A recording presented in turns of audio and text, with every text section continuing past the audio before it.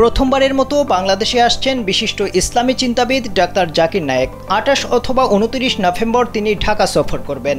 কিন্তু কেন তিনি বাংলাদেশে আসছেন, এমন প্রশ্নের জবাবে আয়োজক সংস্থা স্পার্ক ইভেন্ট ম্যানেজমেন্টের প্রোপাইটার আলী রাজ বলেন, জাকির নায়েকের এই আগমন কোনো বাণিজ্যিক উদ্দেশ্যে নয়।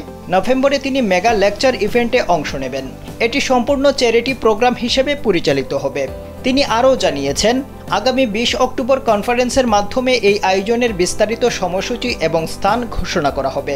ডাক্তার জাকির নায়েকের প্রথম প্রোগ্রামটি কবে হতে পারে প্রশ্নের জবাবে আলীরাজ বলেন, প্রাথমিক পরিকল্পনা অনুযায়ী ২৮ অথবা ২৯ নভেম্বর ঢাকায় ডাক্তার জাকির নায়েকের প্রথম প্রোগ্রাম হবে।